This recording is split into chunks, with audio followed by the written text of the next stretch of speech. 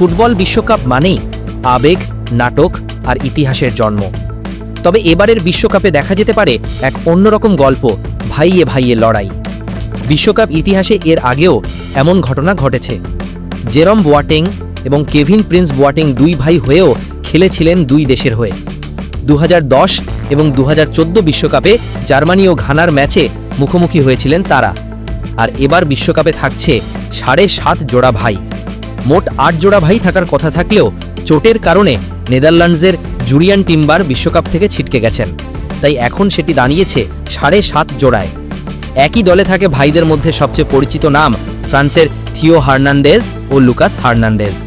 Netherlands দলে আছেন Quinton timber, যদিও তার ভাই জুরিয়ান চোটে বাদ পড়েছেন।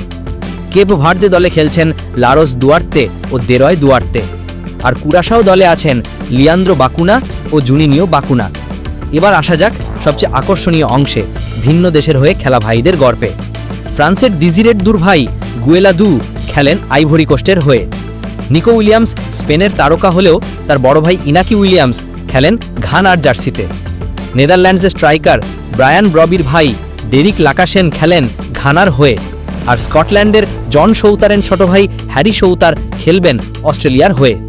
বিশ্বকাপের গ্রুপ পর্বে এখনও ভাইয়ে ভাইয়ে সরাসরি লড়াইয়ের সূচি নেই, তবে নকআউট পর্বে ভাগ্য চাইলে ইতিহাস আবারও তৈরি হতে পারে।